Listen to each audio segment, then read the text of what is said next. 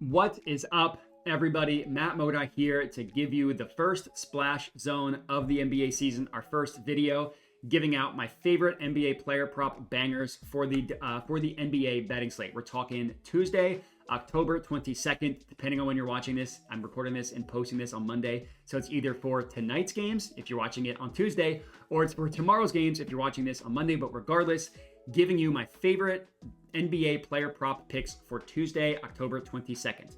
And if last year is any indication, it's going to be a great year for us for this NBA season. Last year just had a magical ride with our NBA player props. Just an absolutely incredible season that I'm hoping I can replicate. The high level data is on the screen here. Over 118 units of profit, over a 15% ROI with these NBA player prop picks. It was just incredible. Now, if you're interested in even more data, I would recommend going ahead and checking out my Twitter at Jedi Modi. I posted a pinned tweet giving out a ton of different high-level information, data analytics about my NBA player prop picks last year.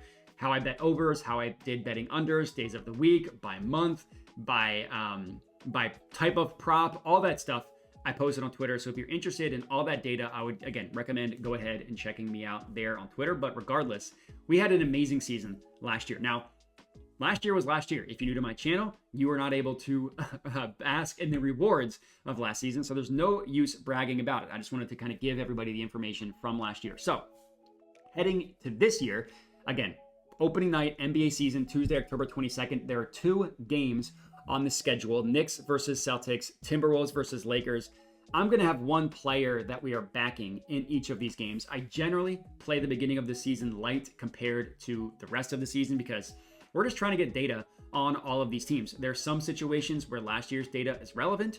There are some situations where last year's data is not relevant, and it's kind of on us as the bettor to know when and when not to use last year's data.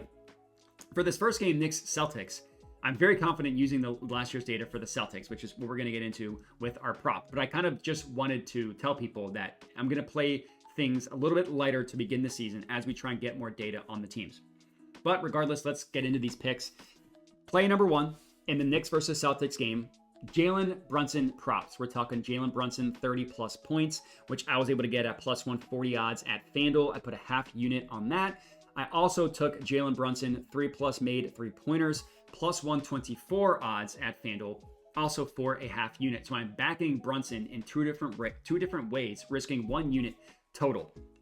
Now, the reason why I'm comfortable going with last year's data for the Celtics this year is because they basically have the same exact coaching staff and the same exact roster from last year. There's really nothing that changed with the Celtics from last year to this year. I mean, Porzingis is going to be out for the beginning of the season. Porzingis missed a decent amount of games last year, so it's not like anything is that dramatically different with the Celtics. And last year, point guard props, point guard points, and point guard 3-point props were smash plays against the Celtics. Essentially, the logic was, if you are a guard that runs a bunch of pick and rolls and you can pull up either from mid-range or above the break 3-pointers, you had a lot of success against the Celtics. And it was both points and it was both 3-point props. And again, same coaching staff, same roster. I'm good going with going with last year's data and hoping to get similar results this year. Now, I'm going to get into the why that is the case for the Celtics. I first just want to give you the data. So last year, the Celtics allowed the second most above the break 3-point attempts in the NBA with 28.7. Again, second most above the break 3-point attempts. Above the break is anything that's not on the corner. It's basically like from the foul line and up, that's considered an above the break 3-pointer. The corner is obviously on the corner.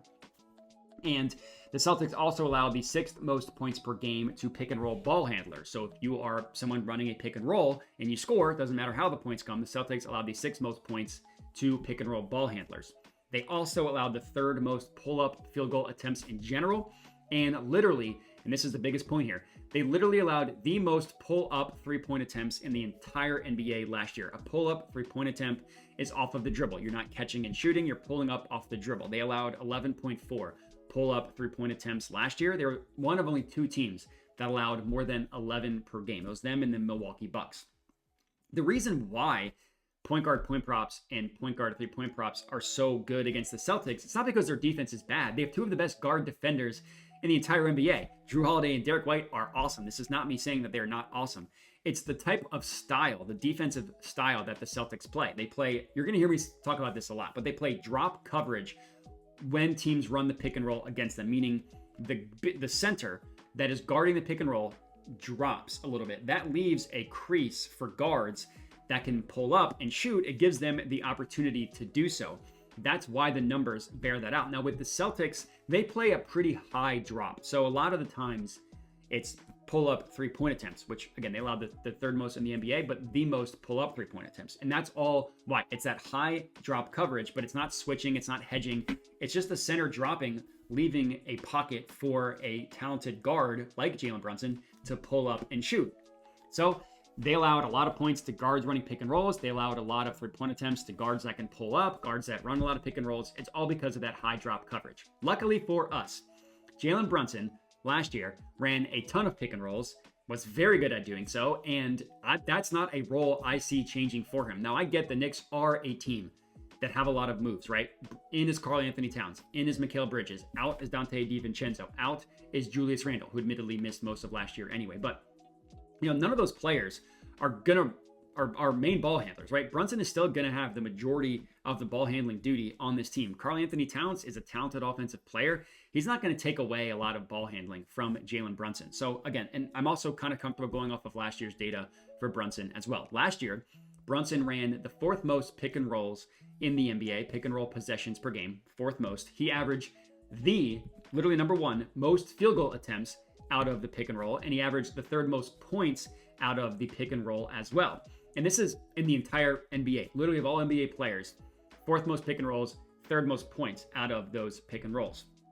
And last year, he averaged the third most pull-up field goal attempts in the NBA. Now, he doesn't quite pull up as much as like the top of the top guys. He was about top 20 in pull-up three-point attempts specifically in the entire NBA. But by far the most pull-up three-point attempts on the Knicks. Not even close. I mean, he averaged over 4 per game. Nobody on the Knicks was even above 2 that's still on the roster. Some of them were maybe like at 2, but it was Randle. They're both gone. And look at what Jaylen Brunson did to the Celtics last year.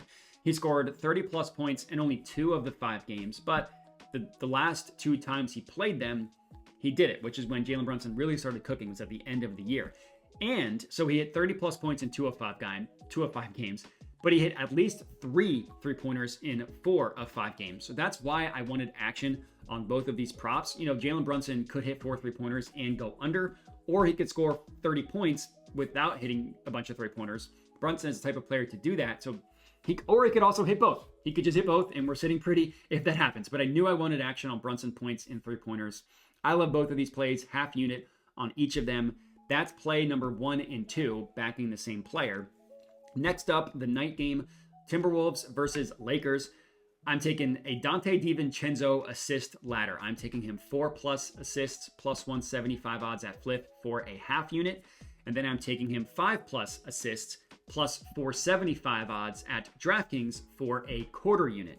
Now, this is a play not using last year's data at all. Not using last year's data. What we're instead doing is we are projecting a new role for Dante DiVincenzo playing in a new team, completely new situation. There's a couple ways you can find value betting the NBA. It's using last year's data, where the books are pricing a closer median range, not the ceiling range based on last year's data, or it's calling your shot in a new role, a new situation, a player taking a step up. Those are kind of the situations to begin the year. Now, before I get into the analysis, I do want to give a shout out to Ryan Props on Twitter. Literally, you can find him on Twitter at Ryan Props with the Z, RYAN PROPZ. He deserves a shout out here because I saw him.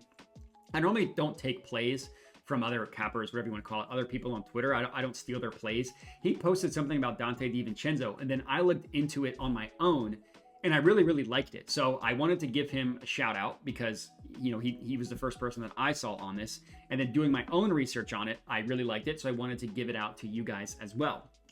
Now, the reason why this is a play is because it looks as though Dante DiVincenzo is going to be the backup point guard for the Timberwolves. Last year on the Knicks, he was really just a catch and shoot 3-and-D type of player. He didn't do a ton.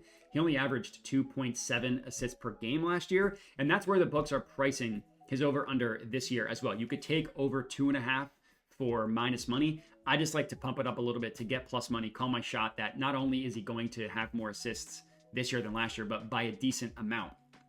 Again, we're calling our shot that he is going to be the backup point guard for the Timberwolves. So he played three games in the preseason in which he played meaningful minutes. He had 4 assists in 24 minutes in one game, 7 assists in 27 minutes in another game, and 5 assists in 28 minutes. So all 3 times he played at least 20 minutes, he got to at least 4 assists. And both times he got to 25 or more minutes, he got to the 5 assist mark. So pretty good based on the preseason. And the coach of the Timberwolves was asked about Dante DiVincenzo. And excuse me, the head coach basically confirmed that DiVincenzo is going to be the backup point guard. He's going to back up Mike Conley, and that he's been phenomenal in a ball handling role so far this year. Now, I generally don't care about preseason data. I do think that there are certain situations, and the logic in this situation is sound in that if the T-Wolves are trying to run out, at least to begin the year, Dante DiVincenzo being their backup point guard, they're going to want to give him extended run doing that as often as possible, and as often as possible specifically in the preseason. So them giving him the reps to do that because they're expecting him to do that in the regular season, that's logic that is sound to me, and that's logic that I can accept. And I definitely think it's something that is worth a sprinkle at the beginning of the season. Now, on the other side of this matchup is the Lakers. I will admit, I have no idea what to expect from the Lakers. We got LeBron, over 40 years old. We got JJ Redick as their new head coach. I'm not really going to look at last year's data for the Lakers. I'm going to wait at like 10 games to really get an idea of what they're like. So this is not really a matchup play, more so a play calling our shot on a new role for Dante DiVincenzo. Now, I'm still playing this light, of course. I'm not saying this is a smash play.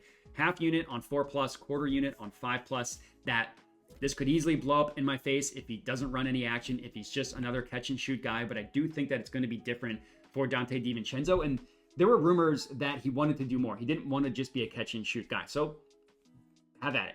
We'll give you the opportunity to do so. We'll see how it goes. But that's all we got. 2 players that we are backing, 4 total plays that we are locking in for this NBA season. Very, very, very excited for the NBA to be back. Make sure to like the video, comment, subscribe. And then the last thing I'll mention, if you've made it this far, is that I do have a dub club where I send all of my plays out. So if you're interested and you don't always have time to watch the videos, or by the time you watch the videos, the odds change, that's why I have the dub club. It's only $5 a month because you can't get everything for free on YouTube and on Twitter. $5 a month gets you everything that I play sent directly to your phone via text, email, or Telegram. So if you're interested, check that out. If you're not interested, no problem. You can still get everything for free, as I mentioned. But for this video, that's all we got. I appreciate everybody for watching, and have a good one.